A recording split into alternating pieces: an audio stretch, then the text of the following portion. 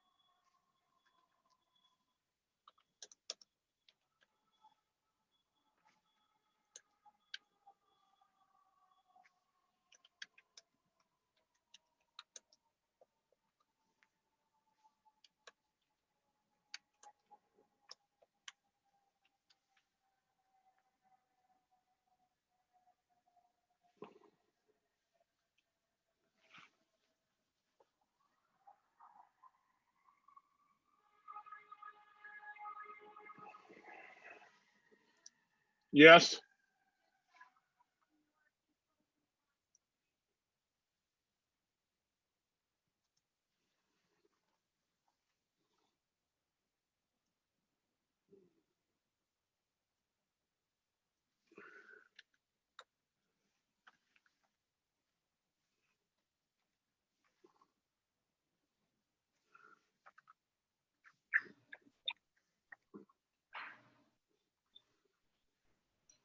Hi. Good morning. Everybody, Morning. please stand by. Is the light okay? A little bit brighter, please. Okay.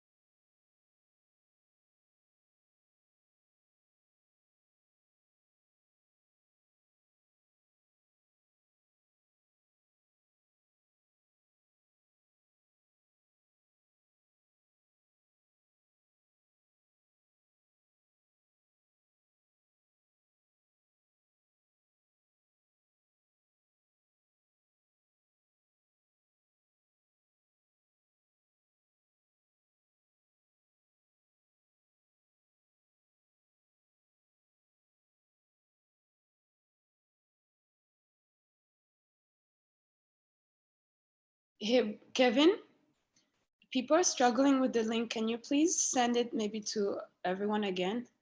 Who's struggling? Which link?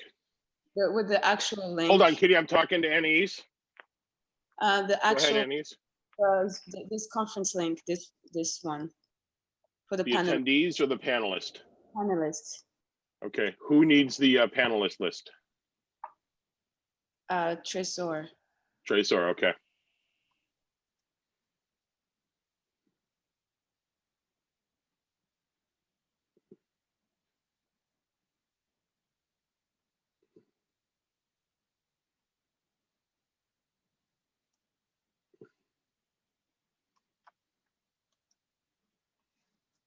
Does anybody other than Tresor need a link to the panel?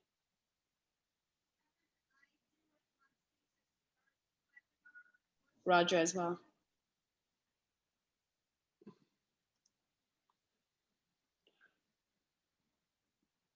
Yes, Kitty, go ahead and start the webinar.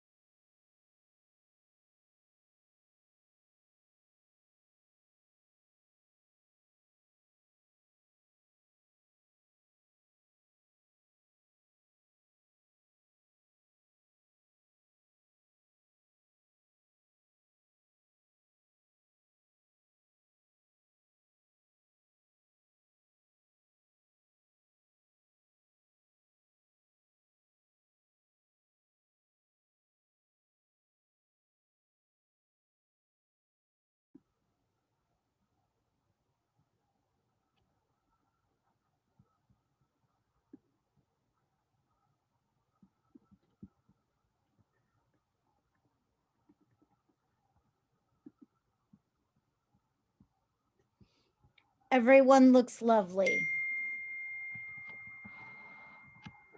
Anais, you look very professional.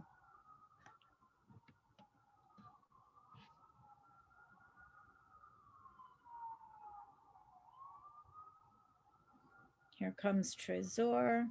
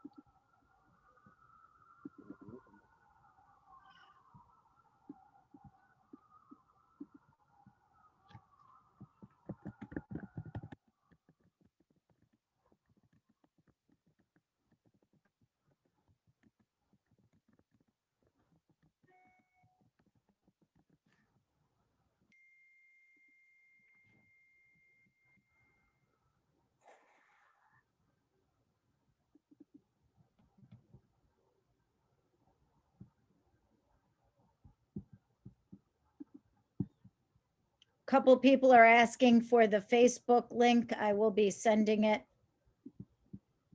Kevin, have you started it for Facebook yet?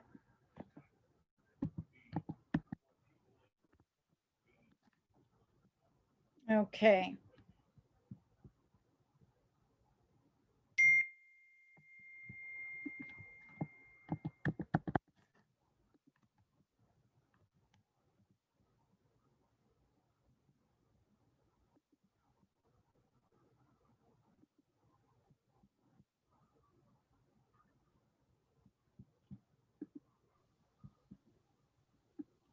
We'll be beginning in a few minutes.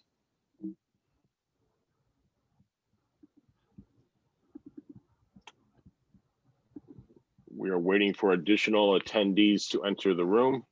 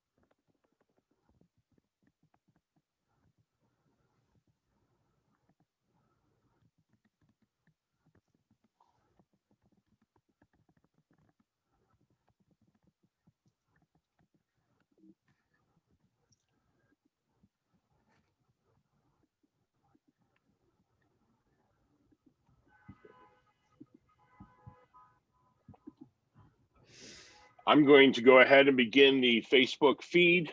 Let's wait another moment. We have 37 attendees in the press conference room right now.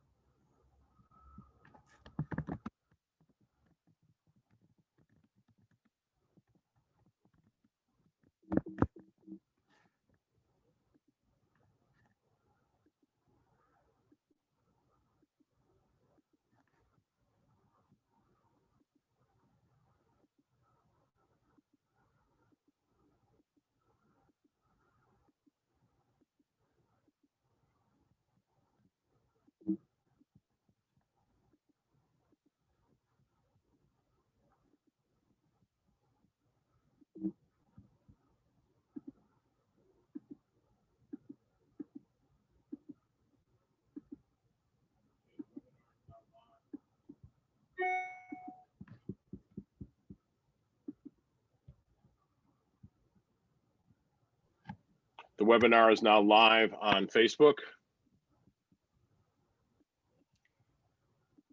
Good morning, everyone on Facebook.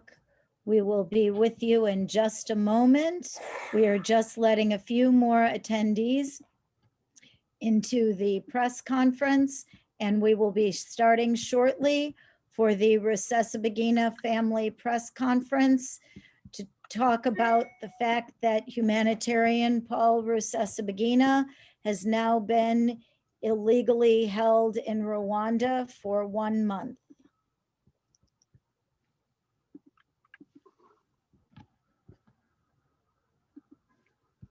Kevin, just let me know when we are ready to go.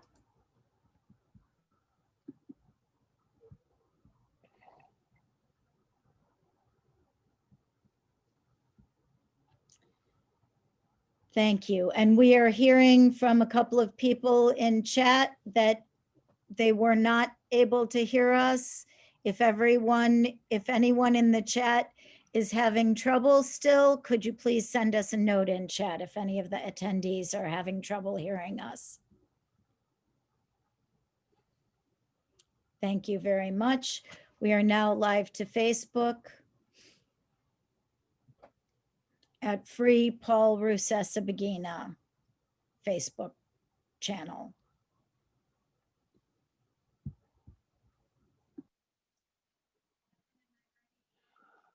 Okay, you can go ahead and begin, Kitty. Thank you very much.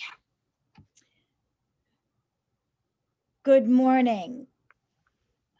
How is everyone this morning? Thank you so much for joining us for the press conference from the Rusesabagina family to talk about the fact that humanitarian Paul Rusesabagina has now been illegally held in Rwanda for more than 30 days. Today, we are going to hear from the press, from the family and from the legal team to talk about this situation. Paul speaks often about how during the Rwandan genocide, he reached out to the world to let them know what was going on in Rwanda. And he felt like no one heard him, that the international community did not respond. Today, we need the international community to hear about Paul's situation and to respond. We are going to go through, we'll be hearing from Brian Endless, from Paul's children, and from Peter Robinson. And then at the end of the press conference, we will be taking questions from the media. At the bottom right-hand portion of your screen, there's a box called Q&A. You can put your questions in there and your name and media outlet, and we will address the questions at the end of the press conference after the statements. And now we would like to begin. Professor Brian Endless from Loyola University in Chicago, please kick us off. Thank you, Kitty, and thank you all for joining us. Sadly, the fact that the Kagame regime in Rwanda has kidnapped and brought false charges against Paul Rusesabagina is nothing new. I've been a friend and colleague of Paul's for almost 15 years now, and Rwandan government harassment was a nonstop activity since I have known him. Rwandan President Paul Kagame is a dictator, and he does not tolerate any dissent inside or outside of Rwanda. And Paul Rusesabagina is a humanitarian who has always been unafraid to point out the many human rights violations and abuses of Kagame's government. This has led to harassment, threats, and a long history of false charges since 1996. Paul was still in Rwanda in 1996 when this started. He was a well-known Hutu who wouldn't sign on with the Tutsi-dominated government. He was offered a number of positions and he refused them. That made him an enemy of Kagame and finally led to an assassination attempt, after which Paul and his family had to flee to Belgium. Threats continued and picked up, especially after the release of Hotel Rwanda in 2004, as Paul Rusesabagina now had an international platform. He was seen as a hero in the international community. He received the United States Presidential Medal of Freedom, and he started speaking out loudly and often against human rights abuses of the Kagame government. This led to constant harassment from that time forward. Rwandan agents, including ambassadors, followed Paul to almost every public appearance he made, whether in the United States or Europe or anywhere around the world. As just one example, on the day that I personally met Paul for the first time in 2007, the Rwandan ambassador to the US was on a panel with him. It forced his way onto the panel, and that Rwandan ambassador accused Paul of meeting with 2 United States ambassadors in South Africa to run guns to rebels in the Congo. It was a loud accusation, and there was absolutely no proof behind it whatsoever. Paul's home was invaded twice by Rwandan agents. He had multiple death threats over the years, and now this culminated in his kidnapping and his illegal imprisonment for the last month in Rwanda. We want to start off today by being very clear that this is nothing new, but rather standard operating procedures by Paul Kagame's Rwandan government against any dissenter, and especially, unfortunately, against Paul Rusesabagina. Thank you. Thank you, Brian. We will now hear from Paul's youngest daughter, Corinne Kanimba, to kick us off. So our family has been devastated and shocked at what has happened to our father. The kidnapping, the illegal detention has brought a huge toll on our lives. Has turned our entire lives upside down. We have to first be clear that our father is a Belgian citizen. He arrived in Belgium in 1996, first as a political refugee. The Belgian authorities granted him the status of a political refugee, and by doing that, agreed to protect him from the persecution he was receiving in Rwanda. In 1999, he became a Belgian citizen. He became a Belgian citizen, and back in the time, Rwanda didn't allow dual citizenship. So he became a Belgian citizen and only a Belgian citizen. He has over the years, as Brian mentioned, over the years we continue to receive threats and harassment from the Rwandan government. My father complained to the Belgians when they broke into our home, when they tried to take his life. When we feared for our lives after they broke into our home, we complained, and so the Belgian authorities know this very well, have been following the harassment that my father has felt by the hands of the Rwandan government. So we asked the Belgian authorities to protect its citizen and to bring him home as quickly as possible. But we also want to thank the European Union signatories of the 27 signatories of the letter. We thank you for your support. However, we also want actions behind those words. Thank you very much, Corinne. We appreciate you. Trésor, could we hear from you now about what you're feeling and thinking about your father being gone now for 1 month?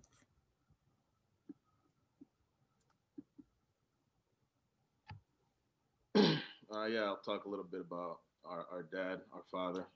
Could you speak up just a bit, Trésor? Can you hear me? Can you hear me now? We can hear you better now. Thank you very much.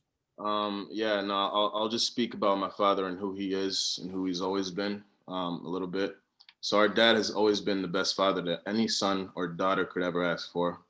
We grew up with him teaching us about life at a very young age, about calmness in the midst of some of the worst storms, like the genocide.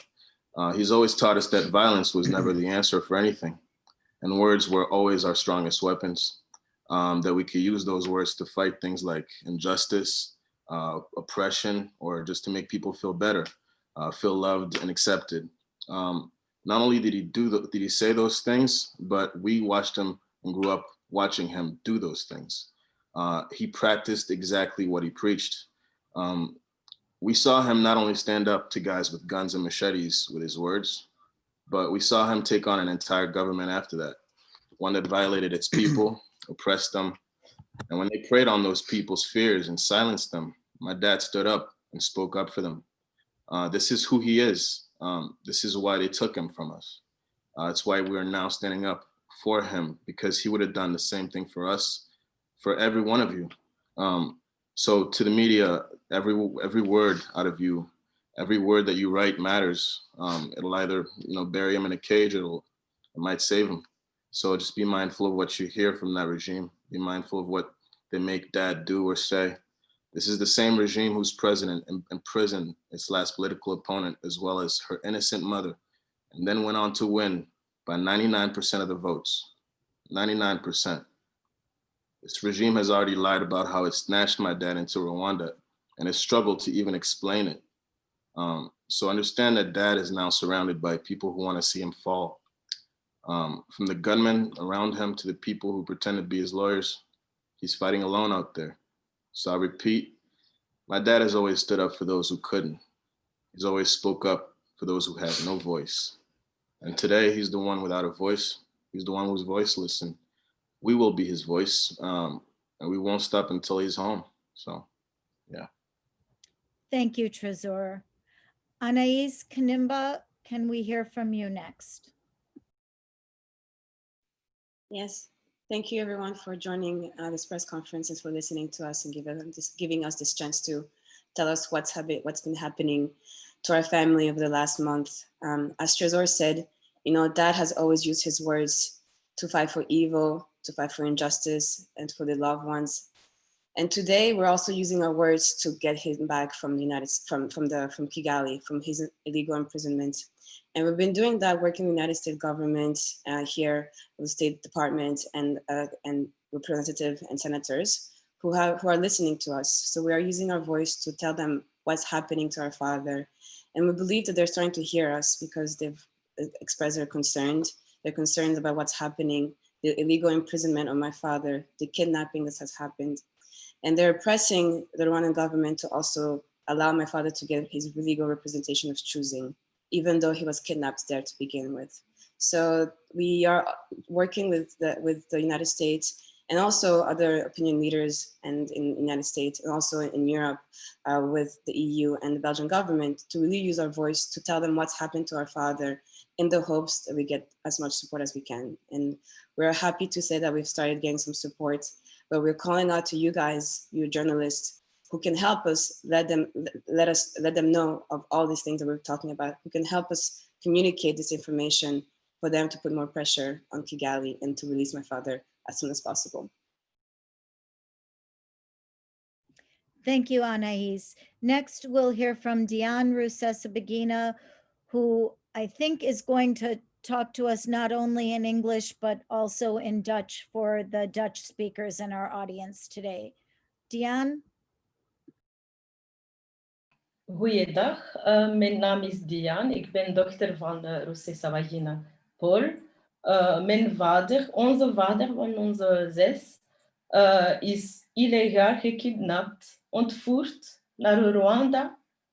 Het land dat hij over 26 jaar gevlucht heeft.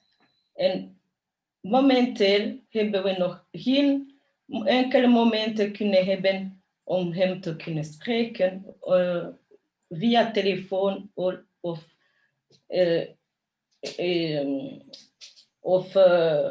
toch iets te mogen hebben van hem, communicatie, ook via zijn advocaat. Hij mag geen advocaat kiezen. De familie heeft voor hem een teamadvocaat gekozen voor hem te kunnen daaruit te halen, maar dat heeft nog niks.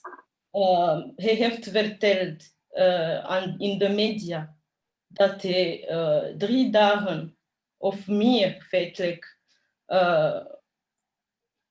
in toestand gehouden geweest, dat hij niet kon zien of spreken. Zijn handen en benen waren allemaal gebonden. En hij kon niks zien. Zijn hoofd was ook gedurende 4 dagen gekapt geweest.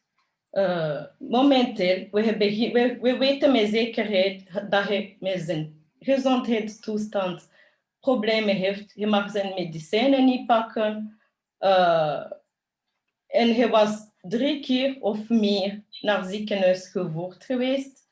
En wij vragen feitelijk dat hij nog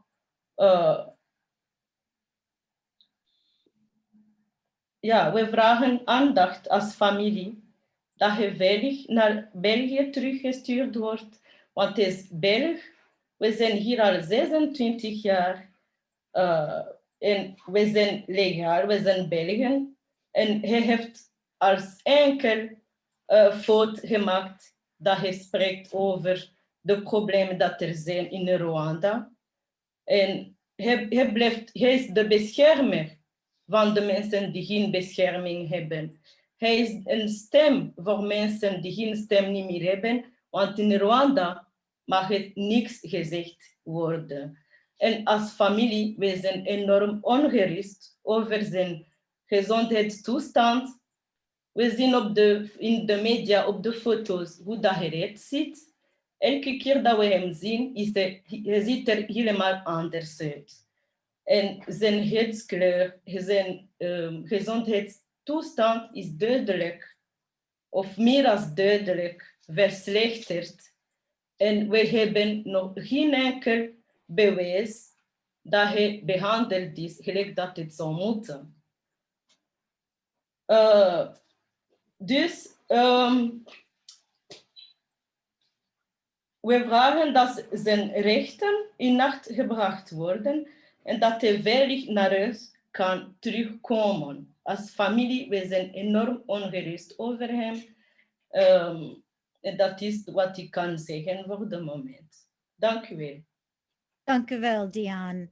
And next, we will hear from Roger Rusesabagina, who I think is going to share some of his thoughts, not only in English, but also in Kinyarwanda for our Kinyarwanda audience. Thank you, Kitty. Like you said, I'm going to speak in Kinyarwanda so that our Rwandese listeners and friends and supporters can hear what we have to say. Nk'uko mwari mubizi, hashize igihe kirenga ukwezi umubyeyi wacu bamushimuse bakaba baramujyanye i Kigali, ari ibintu tutari twiteguye, ariko twagira ngo dushimire abanyarwanda n'abanyamahanga bose bari kudufasha muri uru rugamba, kuko ntabwo ari urugamba rworoshye. Nawe mu gihe cyo nagira ngo abantu benshi cyane abanyarwanda bamenye nuko uru rugamba si urwacu twenyine. Harimo ibintu kuba u Rwanda rushobora kugenda rukajya gukidnapa abantu i Dubai cyangwa mu Bubiligi si bishya, kandi ntabwo bizarangira ahangaha. Uburyo abanyarwanda twese tugomba guhaguruka tukarurwana uru rugamba, kandi n'abantu bose bo ku isi, kuko kuba impunzi, ubundi icyo umuntu abaga impunzi wava mu gihugu cyawe bakaguha amahoro, ariko ubu ngubu kuba impunzi ntabwo bikugarantisa amahoro niba waba uri mu gihugu, waba uri muri Amerika cyangwa i Burayi cyangwa muri Congo. Rero kugira ngo ibi bintu bihagarare, abanyarwanda twese tugomba kumenyesha amahanga ko ibintu abanyarwanda basinye amategeko mpuzamahanga avuga ko bagomba guproteje impunzi, natwe tugomba kwibutsa amahanga ko u Rwanda rwari rwasinye amategeko kandi ibyo bintu bitemewe kandi bigomba guhanirwa n'amategeko mpuzamahanga. Umubyeyi wacu, ntabwo mvuga byinshi bari umunange babivuze mu Cyongereza no mu Gifaransa, ariko abamuzi benshi abanyarwanda bose bamuzi, bazi ko ari umugabo w'intwari, bazi ko ari umuntu udatorera ibintu by'akajagari, ari umuntu ukunda abantu bose. Abanyarwanda benshi bageze iwacu, haba mu Bubiligi cyangwa muri Amerika. Hari umuntu uvuga ngo iyo ugeze iwacu wajya muri ONI, kuko ari abantu b'amoko yose, abantu bakomoka abantu bose, ku buryo kuba yashimuswa kwa ari kuregwa ibyo ibibazo ibyaha bari kumushinja bidafite aho bishingiye. Ibyo byaha babizanye mu Bubiligi umwaka ushize, kandi Ababiligi babona ko ibyo byaha nta hantu bishingiye, bidafite ishingiro, ariko urwo rubanza ntirurarangira. Ni nk'uko u Rwanda rugomba gukurikira amategeko nk'ibindi bihugu byose, niba kuko u Rwanda rwareze abantu muri Amerika no mu Burayi, abanyamerika ko ibyo bintu bifite aho bishingiye, bafasha abantu babohereza. Ni ukuvuga ko na papa bagiye kumurega mu Bubiligi umwaka ushize, bazana ibyo birego, Ababiligi barabyexamina basanga nta bazi bifite, kuri urubanza ntirurarangira. Nkuko bari gukina n'umuntu umupira, wabona utangiye gutsindwa bigutega nce rwanda muvuna akaguru. Ntabwo ibyo byemewe n'amategeko, bari ku rubanza rw'umubiri rurangire, twe turasaba ko umubyeyi wacu bamusubiza mu Bubiligi akagenda kuburanirayo, kuko bamuzanye mu buryo butemewe n'amategeko, kandi mu buryo butemewe n'amategeko, kandi urubanza rwari rutararangira, nta nubwo nta rubanza nta n'ishingiro byari bifite. Ibi biba muri gasi bishya, ni ibintu bimaze imyaka myinshi. Tumaze imyaka 24 mu buhungiro. Mu myaka 24 tumaze mu buhungiro, ntitwigeze tugira amahoro ku buryo ushobora gusinzira uvuga uti nanjye ndi ahantu ndi kure y'u Rwanda ndasinziriye, uzi ko nta cyaha bakoze, ari jyewe, ari barumuna banjye, ari ababyeyi, nta cyaha bigeze bakora. Icyo wabasinza nuko bafashije abantu igihe abantu bari bakenewe gufashwa, none tukaba turi kubyishyura. Ubu ngubu tumaze imyaka 24 tubyishyura. Ibyo bintu bigomba guhagarara, kandi abanyarwanda bose bagomba guhagarara, kandi benshi bari kudusapotinga, nabyo turabishimira cyane. Murakoze. Thanks, Kitty. Thank you. Thank you. You didn't hear my attempt to say thank you in Kinyarwanda, so that was good. Now we'll hear from Paul's eldest daughter, Lise Rusesabagina, and then we will hear from Peter Robinson on the legal front. And again, if you have questions, please put them in the Q&A function, which is down at the bottom right-hand portion of your screen, and let us know which media outlet you're with, and we will take all the questions. And as you've seen, Paul has immensely talented children, so we can take your questions in English, en français, in Dutch, and also in Kinyarwanda. So just let us know, put them in the Q&A function. And now Lise Rusesabagina, thank you. Bonjour, je suis Lise Rusesabagina et aujourd'hui nous sommes très inquiets du sort qu'on réserve à notre père. Notre papa, qui est un père bon et un grand-père, a été kidnappé, ligoté, bandé des yeux et amené à Kigali sans qu'il le veuille, contre sa volonté, par le pouvoir sanguinaire du président Kagame, le grand dictateur du monde. Et il a été pris en otage pendant 4 jours. Il a été torturé et il est maintenant détenu dans une prison centrale à Kigali, illégalement. Nous sommes inquiets quant à sa santé parce qu'il prenait chaque jour un médicament, mais il est resté toute une semaine sans rien prendre et il a été transporté à l'hôpital pendant 3 fois. Et aujourd'hui, on ne sait pas... On sait rien de sa santé, il n'y a aucun bilan et on lui parle, mais pas vraiment, il n'est pas à l'aise pour parler, il dit des choses qu'il n'aurait pas dit dans les conditions normales. Ce n'est pas la personne qu'on connaît et normalement, c'est quelqu'un qui est connu pour dire ce qu'il pense, c'est quelqu'un qui est vrai, qui est droit. Et parce qu'il oppose le pouvoir, parce qu'il critique ce qu'est fait son pouvoir sanguinaire, il a tout simplement été enlevé et maltraité. Aujourd'hui, nous demandons au pouvoir international d'agir, notamment à la Belgique. Nous insistons sur le fait qu'il soit belge et non rwandais, comme le prétendent les autorités rwandaises. Il n'est pas du tout rwandais parce qu'il a renoncé à la nationalité rwandaise le jour où il a reçu le droit d'asile parce qu'il a remis son passeport rwandais et sa carte d'identité rwandaise à l'ONU. Et depuis ce jour, il n'est pas du tout rwandais comme ils le prétendent. Et ils ont été recherchés à Dubaï parce qu'ils pensaient qu'il était rwandais. Donc, il bafoue tout simplement les droits internationaux. Et je reviens sur sa maladie car ils ont fait une prise de sang. On a parlé avec lui, il nous a dit qu'on lui a fait une prise de sang. On n'est pas sûr de ce qu'ils ont injecté à notre papa parce que ces maladies sont connues depuis longtemps. Il a des médecins qui le traitent depuis un bon moment et ces médecins disent que s'il reste pendant un certain temps sans rien prendre comme médicament, c'est normal que la tension monte et aussi vu la situation dans laquelle il s'est retrouvé, c'est normal. Donc, on lui a envoyé des médicaments et ces médicaments ont été confisqués. Maintenant, on ne sait pas s'il prend les médicaments que nous lui avons envoyés ou s'il prend les médicaments qu'eux, ils veulent qu'il prenne. Donc, ça, c'est une chose. Une deuxième chose sur laquelle nous sommes extrêmement inquiets, on lui a refusé l'accès aux avocats. Nous avons choisi un groupe d'avocats, un groupe professionnel, un groupe international. On lui a donné 2 avocats commis d'office qui ne savent rien faire en tant qu'avocats, qui ne savent même pas le droit. C'est honteux pour le maître Rugaza, qui ne sait même pas expliquer les droits sur la nationalité, que papa intervienne lui-même. Nous insistons sur le fait qu'on n'a jamais légitimé ces 2 avocats-là qui sont tout le temps debout à côté de papa, mais qui ne l'aident même pas. Nous insistons sur le fait qu'on lui laisse choisir ses avocats de un, et de deux, que la Belgique le ramène à la maison parce qu'il n'est pas rwandais, il n'a pas à être là, il est détenu illégalement. Merci beaucoup. Merci, Lise. Très bien.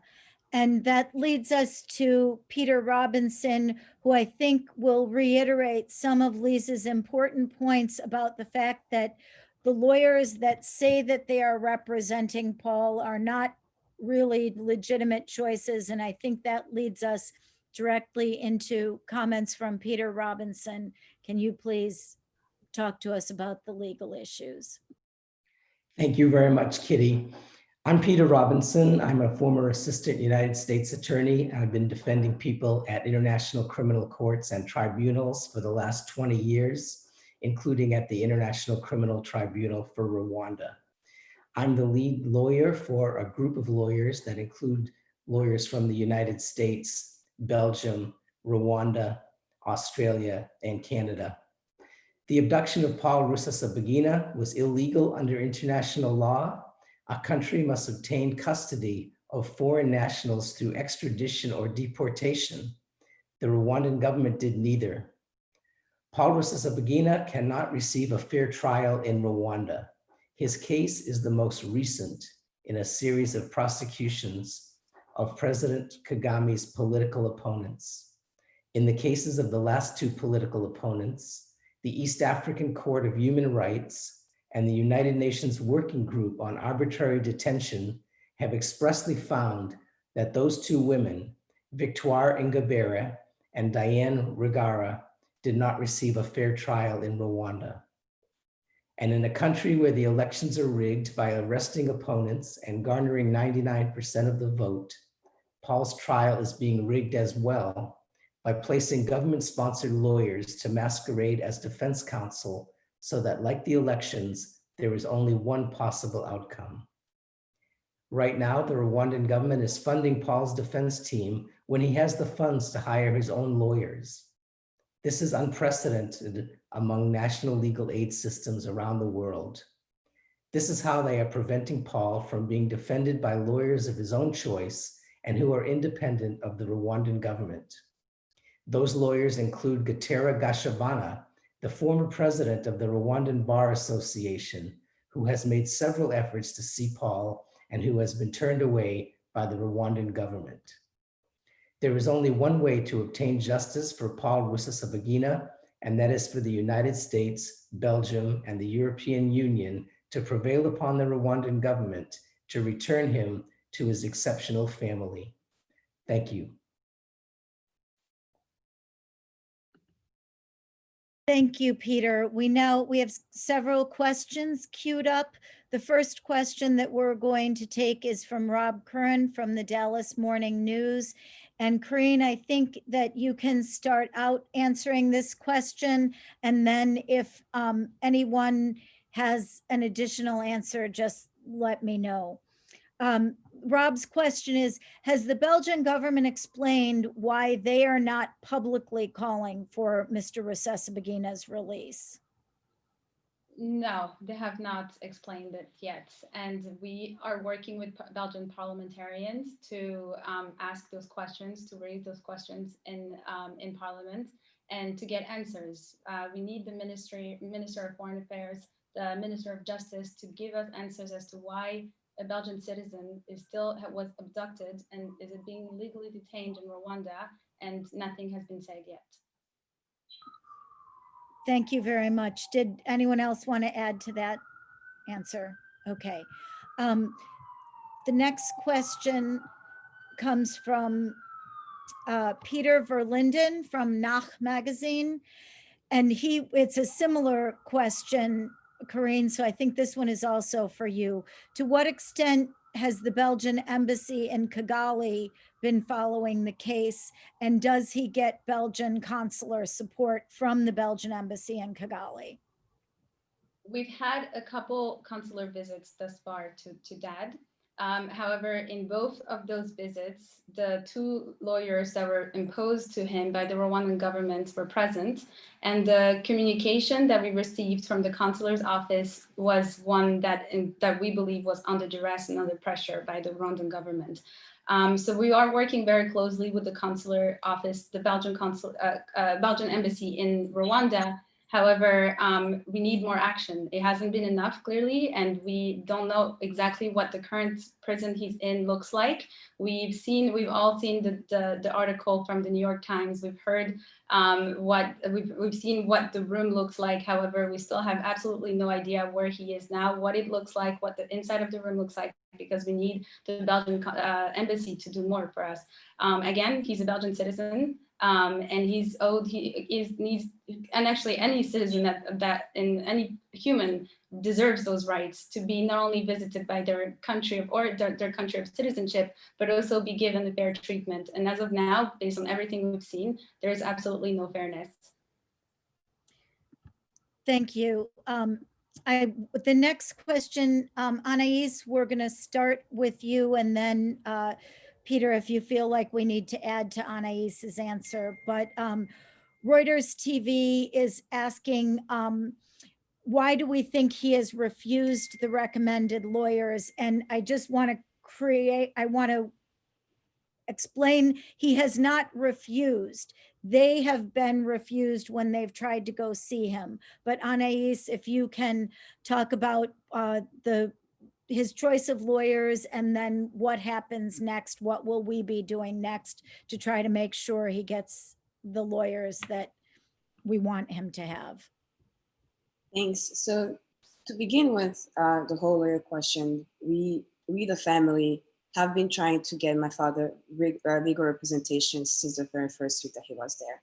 Unfortunately, the Rwandan government did not accept that. They rejected our lawyer, Gatera Gashabana, every time he's going to see my dad. What happened is that on September 6th, there was a press conference by David Bugaza claiming to be the lawyers for my father. We had not spoken to this person, and we had not heard from him.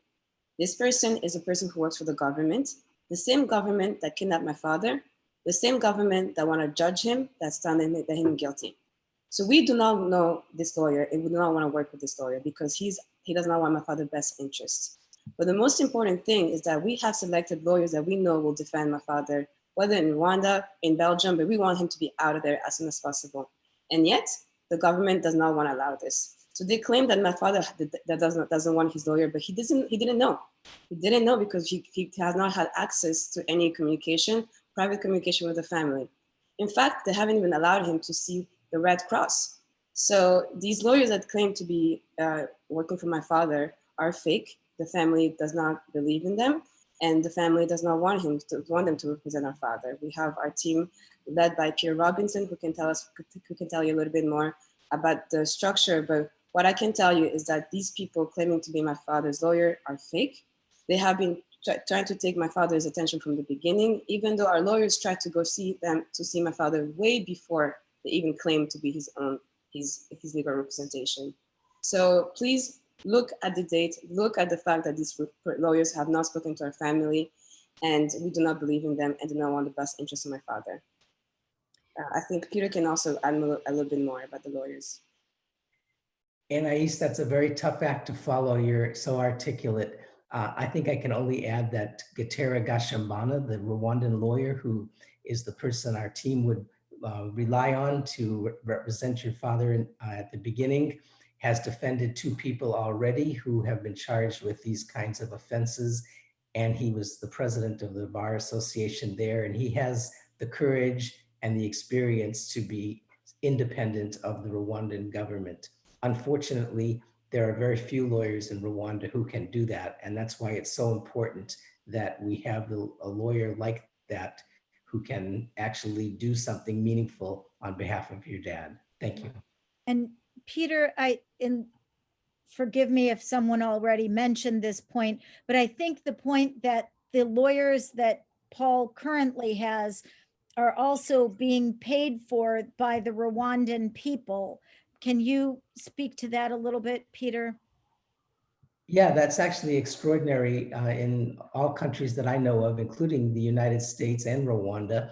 If you can afford your own lawyers, you don't burden the taxpayers with paying for their defense. So I see this as a way that the Rwandan government is using to control all aspects of Paul's case, the prosecution, the judges, and his own lawyers. And since the family has the funds to provide legal representation for their dad, then there's no reason whatsoever that the Rwandan government should not be allowing that.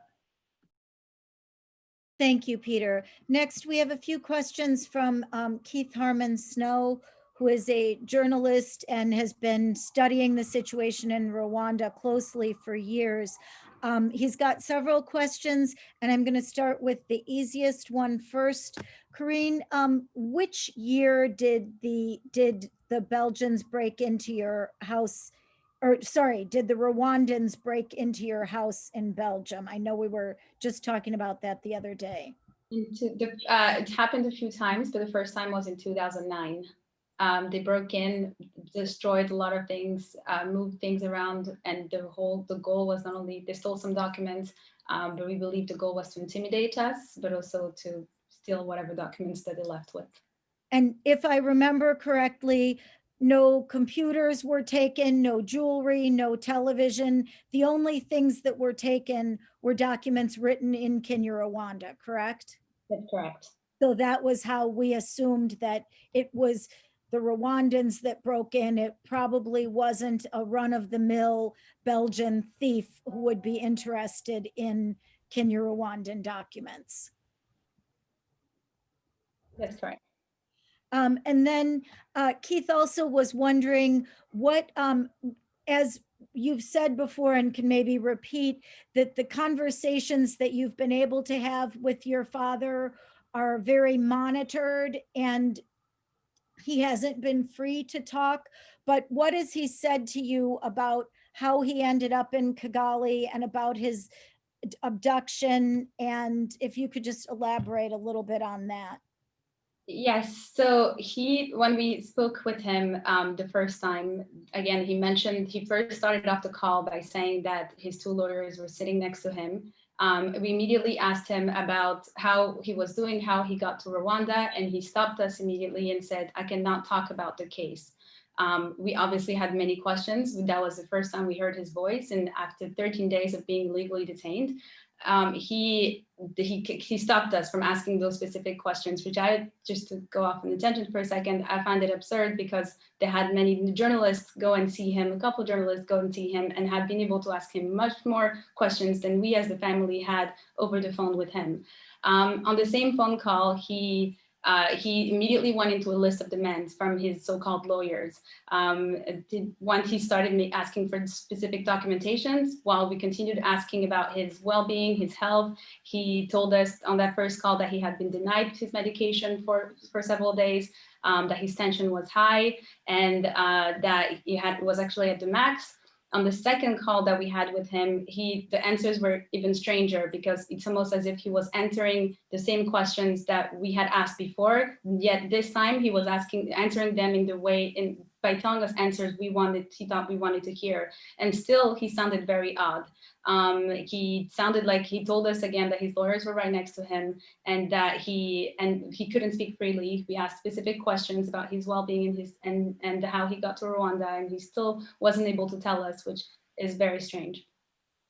And Keith, to a couple of your other questions, from what we've read from the journalistic reports in the New York Times and elsewhere, was the reporters who interviewed Paul also felt like he was under duress and perhaps not free to answer all of the questions freely. So we still have a lot of questions about everything, about how he got there, etc. And then go ahead, Corinne. One thing I would add as well is that we heard from the consular's office that we've heard as well that when they asked him how he got to Rwanda, he told them that he had woken up in Kigali. So that being said, we don't know what they did to him to bring him there. So yes, just to clarify on 2 points, Corinne, when you said his tension was high, I believe you meant he takes blood pressure medication and his blood pressure was very high because he hasn't had access to his blood pressure medication, correct? And then he told you or the consular office that he got on a plane in Dubai and woke up in Kigali? Yes, yes. Great.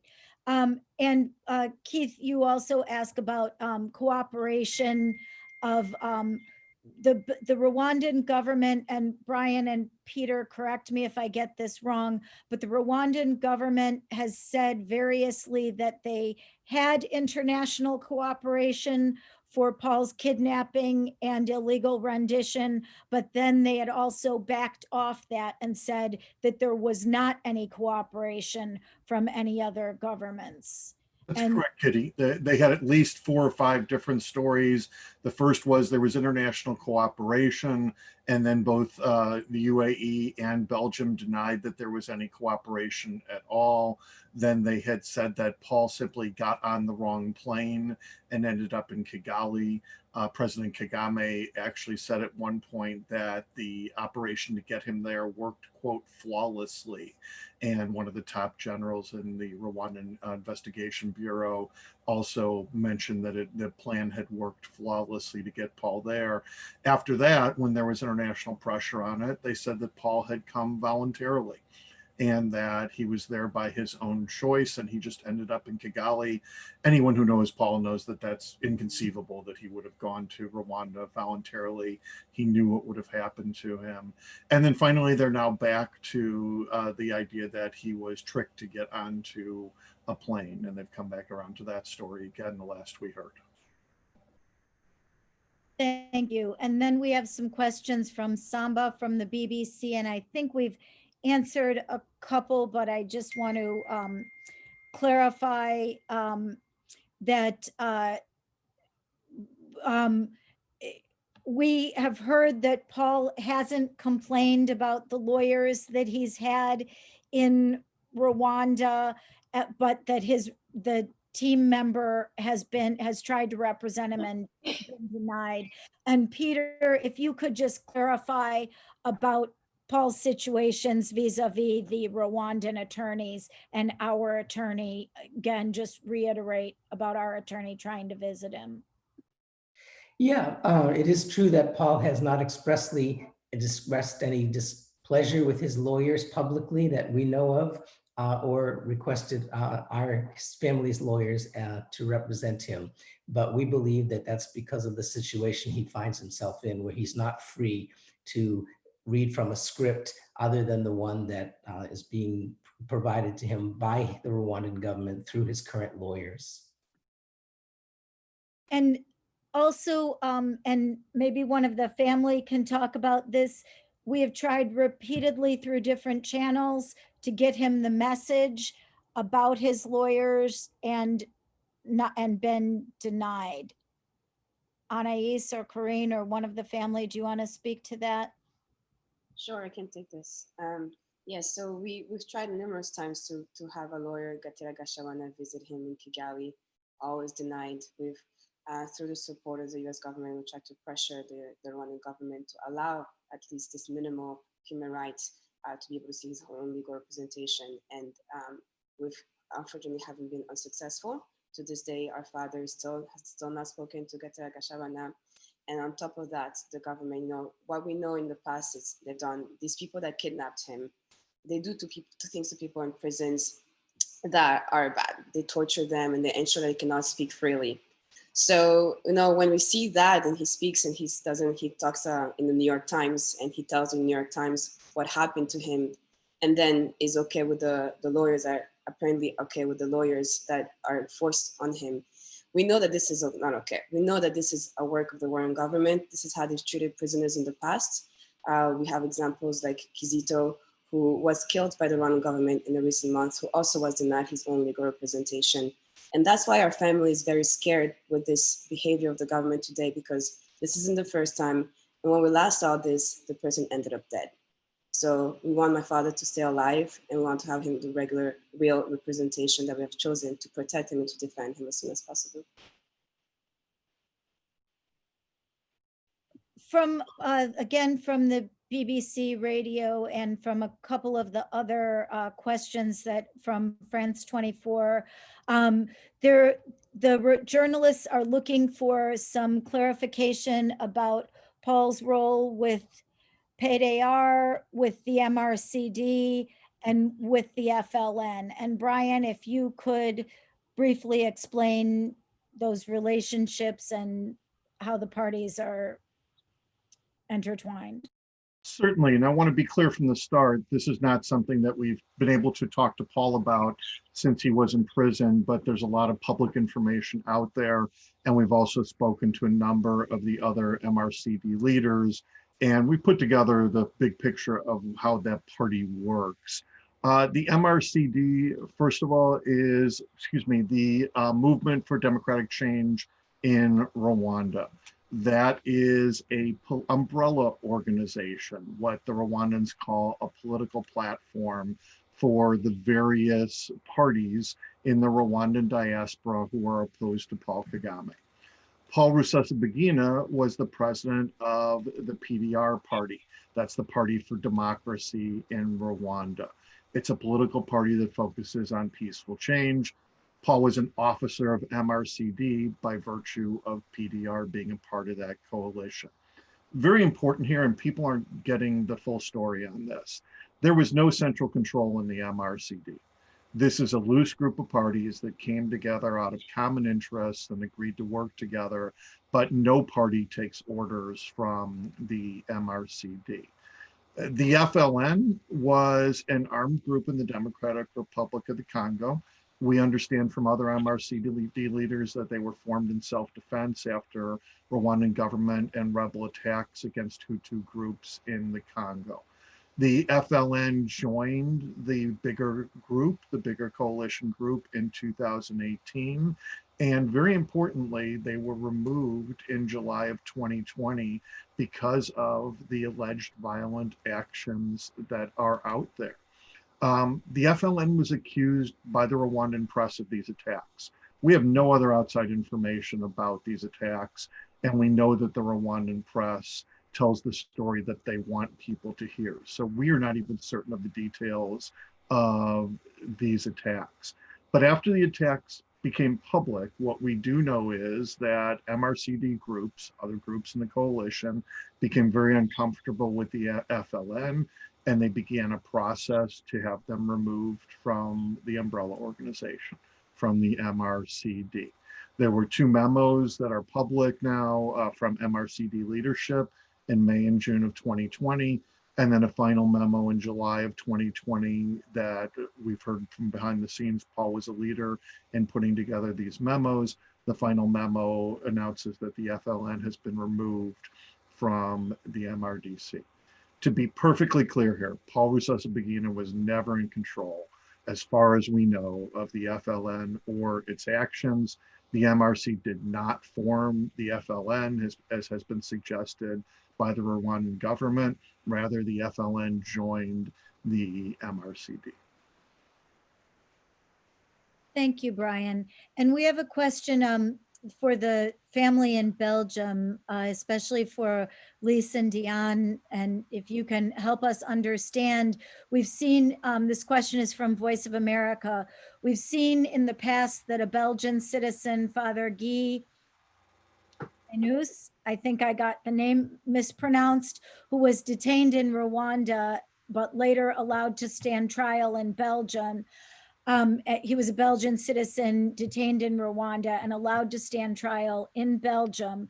And how are we putting pressure on the Belgian government to ask them, while we believe the charges against Paul are false, if Paul is to stand trial on anything, why isn't he being allowed to stand trial back in Belgium like the father was allowed to? C'est en fait ce que nous demandons au pouvoir de la Belgique.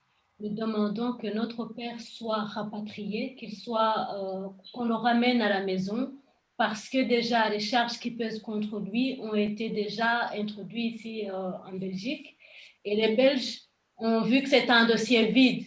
Ce sont des choses, c'est un tissu de mensonges. Ce sont des choses qui ont été collées les unes aux autres.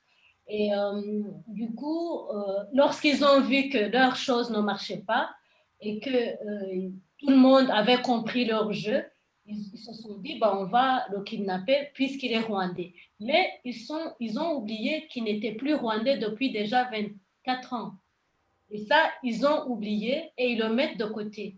Et ça, on voudrait que la Belgique et les autres, l'opinion internationale en général, nous aident à le ramener. Et s'il faut qu'il réponde à quoi que ce soit, il répondra, mais en Belgique. Great. And does one of the other siblings, Roger or Corinne, could you translate that for us in English, please? Sure. So basically, Lise just said that those charges are the same.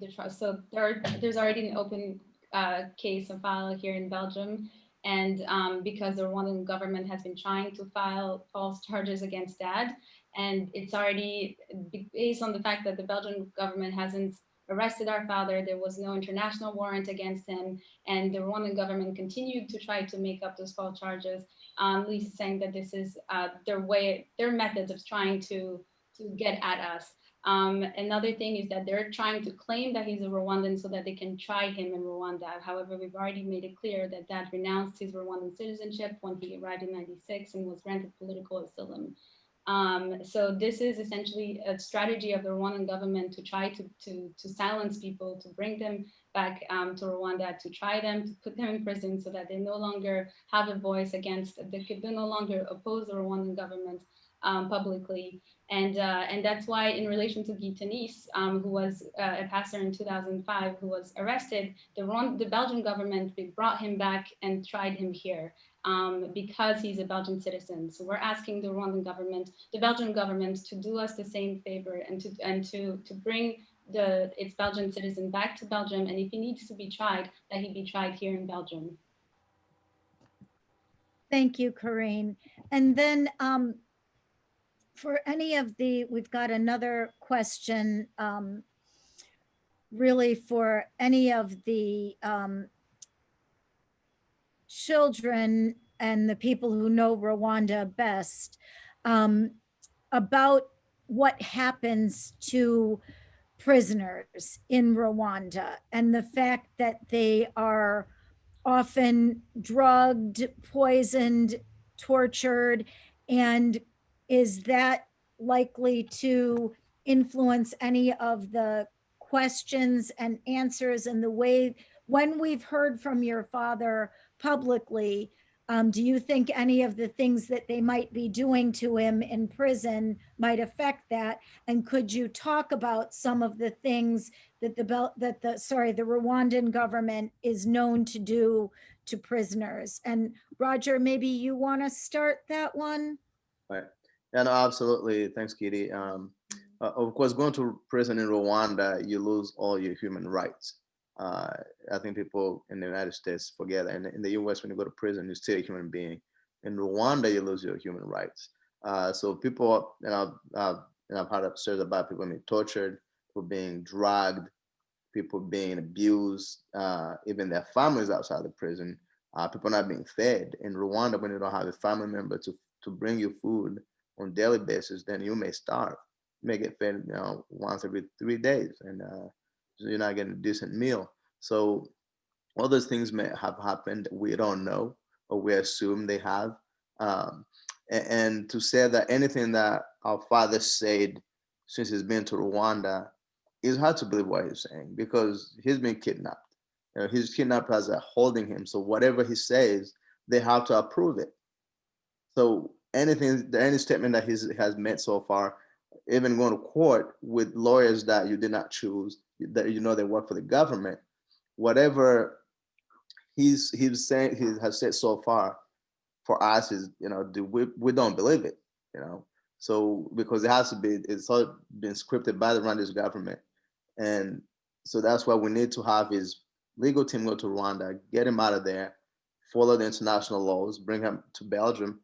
If Rwanda has questions, you can ask. You're just gonna go through the proper channels. It's not that we don't want to answer questions, but you go through the proper channels, you go to bail, and they have done it before, and it has worked in some cases. So they should do the same this time. And that's why we're asking the international community to make sure to hold Rwanda accountable. All these countries that are donors and millions of dollars to Rwanda, they can look at the Rwandan record since 1994, and it's not pretty. So that's why we're trying to point that out and make sure the whole world knows, and we do not expect any fair trial. Thank you. And I'd also like to add to the fact that the United Nations Committee Against Torture has also reported that Rwanda tortures prisoners. And the Rwandan actual government has refused to corroborate and cooperate with the committee for them to continue investigations. So the Rwanda is actually hiding and does not want to allow the United Nations to visit the prisons on what they're being accused for. So this is not just my father, this is something the Rwandan government has been doing in the past. And in fact, they're actually hiding from it from the United Nations. If I can, I'm sorry, go ahead. I just also add that, so they've made him say publicly that he's being treated very well, but then why would you take him to the hospital 3 times? A person who's being treated really well and kindly would not be taken to the hospital to be treated for his health. So we believe that they are also lying about the way that they're treating him. Exactly. They make him sound like he's happy to be there, which doesn't make any sense. And I have talked to Paul about this many times, and I've also read the Human Rights Watch reports, the Amnesty International reports, the UN reports. Rwanda is one of the 3 worst prison systems in the world, and he is in one of the worst prisons inside of Rwanda right now. These are by international standards. There are regularly reports about mistreatment of prisoners, and as the family said, the outsiders are not allowed in to see.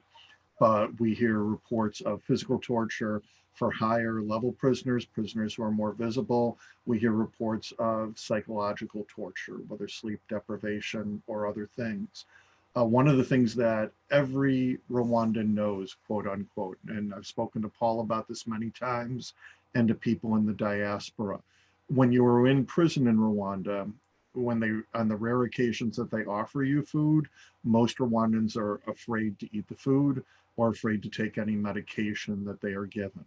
Paul is a person who has a heart condition, he has hypertension, he is a cancer survivor, he is on a number of medications, and we in the family and people who know him best know he's going to have to eat and he's going to have to take his medications, but he's going to be in fear every second that he is doing that because he knows how the Rwandan government has been said to treat people in the past. It is really a quite horrific situation.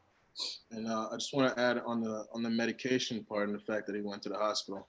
I was with him every day in Texas. I was with him from the morning to night, and he never got sick once. He was taking his medication every day. He never had to go to the hospital one time. Even in this pandemic-ridden society, he never had to go to the hospital one time. He was in perfect shape. And all of a sudden, he finds himself in Rwanda, where they say he's taking his meds every day. But he's going to the hospital. Just putting 2 and 2 together here, it's not very difficult. So. Yeah, Kitty, if I could also add that I've been to many Rwandan prisons in my career, and conditions are not good and under normal circumstances. But now with COVID-19, it's a very difficult situation for all prisoners, including Paul.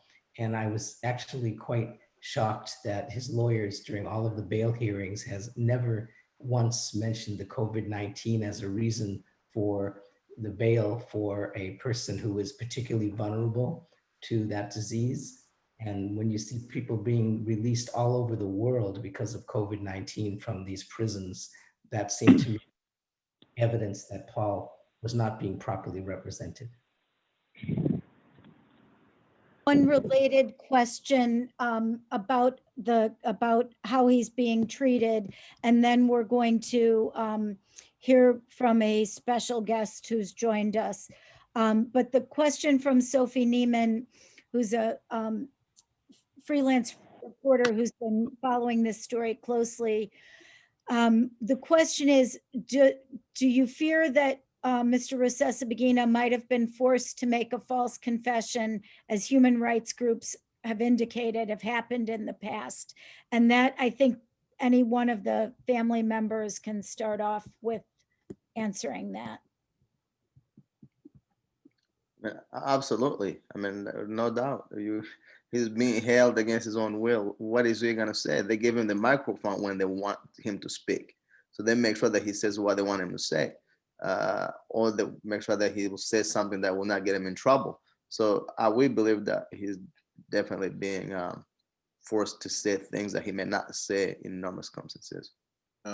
Also, yeah, just the mere fact alone that not once have we been able to speak to him and him alone, you know, just by himself, confidentially, just should tell you something about what they're willing to let him say. You know, on the phone, he sounds like nothing we know, like not the man that raised us. He's speaking against his interests every time he says something. He's speaking against his own very nature. So we just have to take all that in consideration, on top of taking all the, you know, the prior examples that have happened before. But this is not new. As Brian said it, this isn't new. This is the same playbook that they play over and over again. And my dad is just the latest victim. So. And I would also add, going back to the legal representation, you know, this is the same government that kidnapped him. The president himself made him guilty. The judges are not even recognizing of the way he got there. And the lawyers that are working for the same government. My father is a very, very smart man. He's been fighting this government for over 20 years now. And, you know, he knows that he wouldn't want to work with a lawyer who works for the same government, who is charging him and want to make him guilty and accusing him of these horrible charges. So when he says, and I read in the news that he said he likes his lawyer, I know for a fact that this is not true. I know he's being tortured to say that, because he will never want to work with people who want his life. And these people want his life. They've said it for many times, many years. Great. We've got one quick question for Trezor, or the family, but Trezor, can you talk about the last time that your mom spoke to your dad when he was en route to Dubai, and whether she knew that he was, did she know that he was going to be ending up in Rwanda?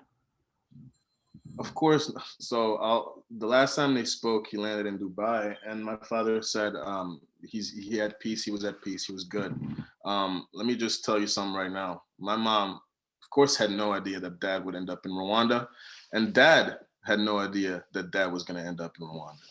Like, this is a place that he would never go, not in a million years, at least not right now. You know, not while we have the so-called president that we have right now. This is a place that he would never ever dare to go. So he was definitely kidnapped there. He was definitely snatched there. And I would also repeat the fact that that same government still hasn't even come up with one explanation, not one, of how he got there. So your mom knew he was going to Dubai, but not Rwanda. No, of course not. Of course not. And then we've got a couple of legal questions that we'll get to in a minute, but we have Congressman Patrick Kennedy has joined us and would like to speak for just a minute. Kevin, can you make sure that he is unmuted? Here we go. Thank you, Congressman Kennedy.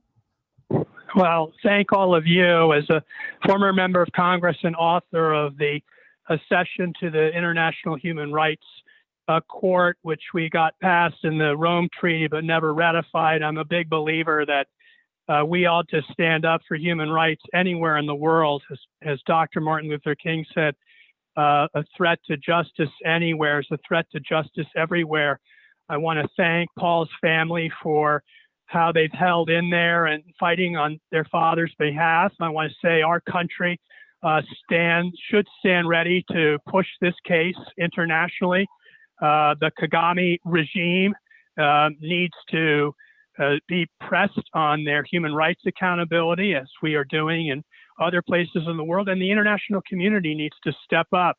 This isn't just a question of a leader in Rwanda for human rights. This is a question for all human rights. If this can happen, if the Rwandan government can go after Paul no one stands a chance in Rwanda.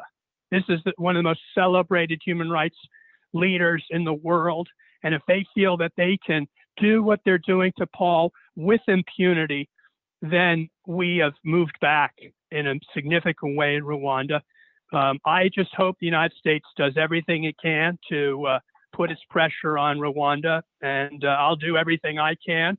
I just want Paul's family to know that the Kennedy family stands with you. Thank you. Thank you, Pat. Thank you, Pat. Thank you, Mr. Thank you so Thanks, much. Tressor. Thank you so much, Congressman Kennedy.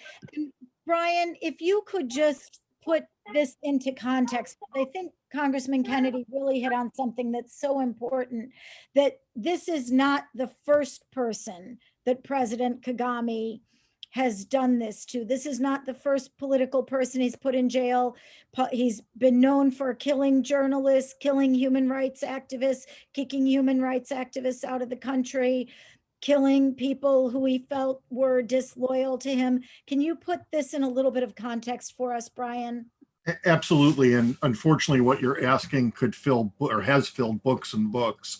But just to give the highlights, President Kagame, well before he was president, started to go after political opponents. It was 1995 and 1996, shortly after the genocide, when the Kagame regime had announced a coalition Hutu-Tutsi government, but it became very clear that Hutus were not welcome.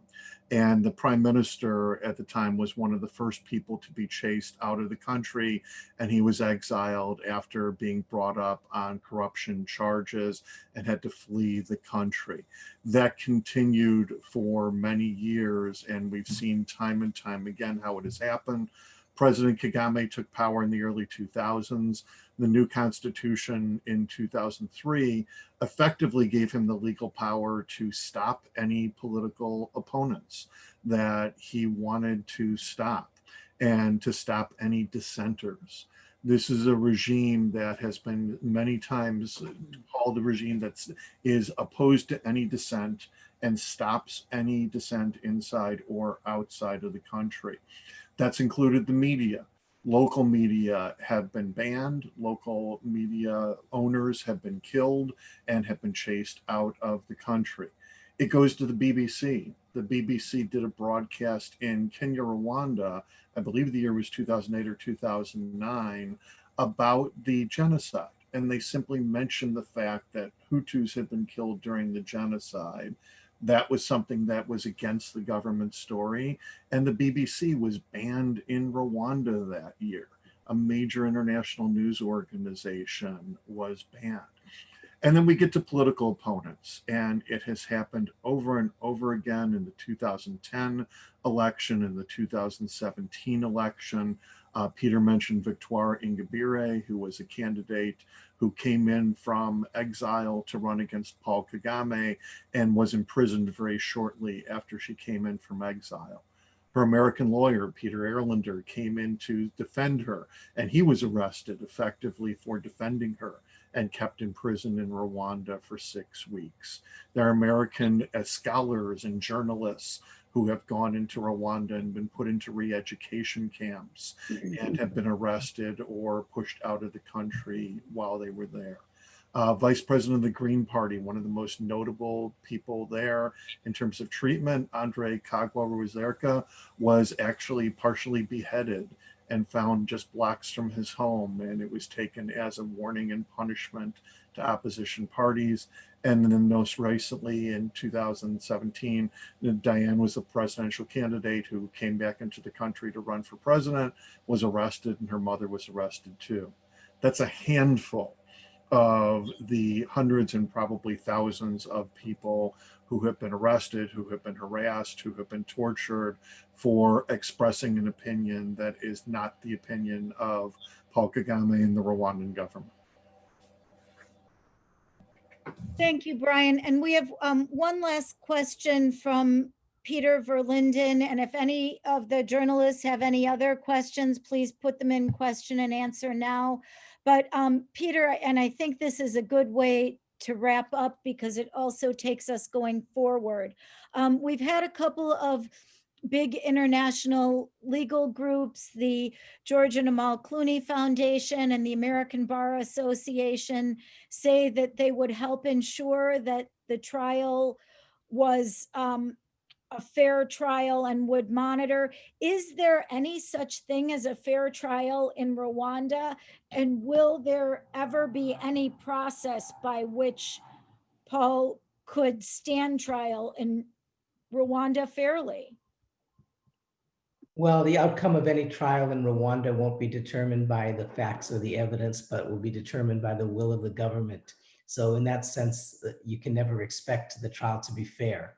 But on the other hand, the more sunlight that's put on those proceedings by people who are monitoring it, and the more he can have bona fide lawyers who could raise all of the issues in those proceedings that would show the unfairness and show the innocence of Paul, that is a good thing. And so the best thing for us is that the United States, Belgium, and the European Union persuade Rwanda that it's not in their interest to continue to unlawfully detain Paul. And short of that, if he does have to stand trial, we would welcome the strictest scrutiny of those proceedings by anybody who could do that. Thank you. One last question. Anais, if you, it's from Abdi with the New York Times. And if you could please tell us a little bit about some of the support that we're getting on the case, about the interest of members of Congress and the Senate and the State Department and other organizations, Human Rights Watch, Amnesty. Sure. Thank you. Thank you for joining, Abdi. So one of the main things that everybody in our communication with this organization and the government here is telling them what happened. What happened is my father was illegally kidnapped and is illegally detained today in Rwanda. And this is against world order. This is against what United Nations was set up for countries to respect international laws. And what these organizations are upset about, and what the government is upset about, when I say the government, United States government, is that Kagame and his government, they decided not to abide for this international law and take my father under extraordinary detention. So the human rights organization like Amnesty International and others are calling this out. They want to make sure that people are aware that international order cannot be broken by a person like Kagame, because this is for world peace. And this is why we're calling the government to help us to keep world peace and world in order. And if people are allowed to just go and take a person from one country to the other and persecute them and illegally detain them, then this is the world that we don't want to live in. And when my conversation and the feedback that we're getting is this is not acceptable, and we should push it to make sure that everyone's aware of that we want to keep world order and not allow such illegal behavior happening. Thank you, Anais. And thank you, everyone. Does anyone from the family have any closing words that they'd like to share? Oh, actually, we just got another important question. Sorry, this just in, breaking news. We know that President Kagame is in the United States right now. Do we have any way of reaching out to President Kagame, or do we have any messages for him, since he's in the United States and we know that he's likely going to meet with representatives from the United States State Department? Anais or anyone else from the family, do you have any messages that you would like to get to President Kagame, either directly or through our State Department? Well, I'm happy to start, and I think all of us have something to say. But the very first thing I'd like to say, bring my father back home, and we need him, we miss him. Please just respect world order and allow this to be continued. If he wants my father, please allow Belgium or United States to support you on that, but do not kidnap him, and please bring our father back home. That's my very first ask. And you know, my father is sick. He's a 66-year-old man with hypertension. He's a cancer survivor, and this is COVID time right now. And we all know what can happen. And we've seen many of our friends and family get sick and see many of friends and family die. So I would want for the president to be cautious because he's been very careful about COVID in his country. So now my father is there to please help my father and bring him back as soon as possible. Thank you so much, Anais. We also got one question about the aid and programs and businesses that are doing business in Rwanda currently. And I would just like to say that in coming days, you're going to be hearing more from us about that, but we will be calling on businesses that do business in Rwanda to stop doing business in Rwanda, on the Congress to stop giving aid to Rwanda, and on development organizations to stop the funding that they're putting into Rwanda until Paul is released from his illegal detention. Also, journalists, stay tuned. Next week, we expect to have more news regarding GainJet, the charter jet company that we believe illegally transported Paul from Dubai to Kigali.